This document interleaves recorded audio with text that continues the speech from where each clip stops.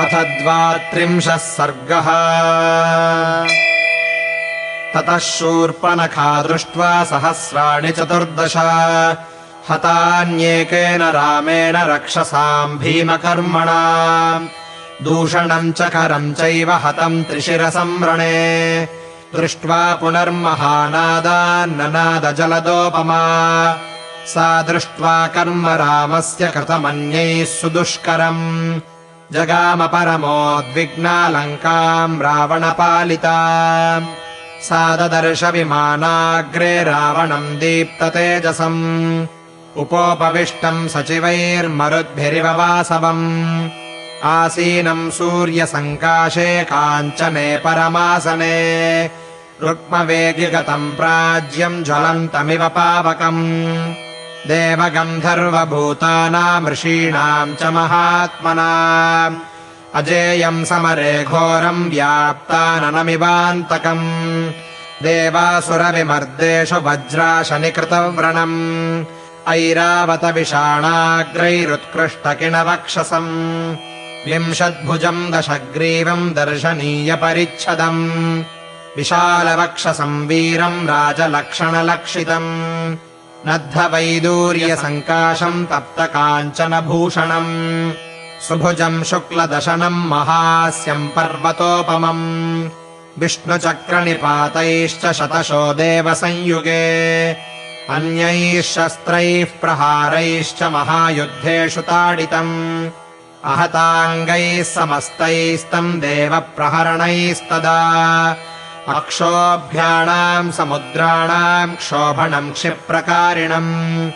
क्षेप्तारम् पर्वताग्राणाम् सुराणाम् च प्रमर्दनम् उच्छेत्तारम् च धर्माणाम् परदाराभिमर्शनम् सर्वदिव्यास्त्रयोक्तारम् यज्ञविघ्नकरम् सदा पुरीम् भोगवतीम् गत्वा पराजित्य च वासुकिम् तक्षकस्य प्रियाम् भार्याम् पराजित्य जहारयः कैलासम् पर्वतम् गत्वा विजित्य नरवाहनम् विमानम् पुष्पकम् तस्य कामगम् वै जहारयः वनम् चैत्ररथम् दिव्यम् नलिनीम् नन्दनम् वनम् विनाशयति यः क्रोधाद्देवोद्यानानि वीर्यवान् चन्द्रसूर्यौ महाभागावुत्तिष्ठन्तौ परन्तपौ निवारयति बाहुभ्याम् यः शैलशिखरोपमः 10 वर्षसहस्राणि तपस्तप्त्वा महावने पुरा स्वयम्भुवे धीरः शिरांस्युपजहारयः देवदानवगन्धर्वपिशाचपतगोरगैः अभयम् यस्य सङ्ग्रामे मृत्युतो मानुषादृते मन्त्रैरभिष्टुतम् पुण्यमध्वरेषु द्विजातिभिः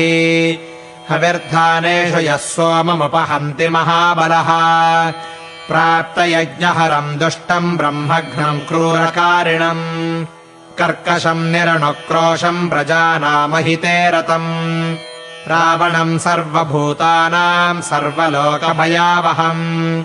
राक्षसीभ्रातरम् क्रूरम् साददर्श महाबलम् तम् दिव्यवस्त्राभरणम् दिव्यमाल्योपशोभितम् आसने सूपविष्टम् तम् काले कालमिवोद्यतम् राक्षसेन्द्रम् महाभागम् पौलस्त्यकुलनन्दनम् उपगम्याब्रवीद्वाक्यम् राक्षसी भयविह्वला रावणम् शत्रुहन्तारम् मन्त्रिभिः परिवारितम् तमब्रवीद्दीप्तविशाललोचनम् प्रदर्शयित्वा भयलोभमोहिता सुदारुणम् वाक्यमभीतचारिणी महात्मना शूर्पणखा विरूपिता। इत्यार्षे श्रीमद् रामायणे वाल्मीकीये आदिकाव्ये अरण्यकाण्डे 32 सर्गः।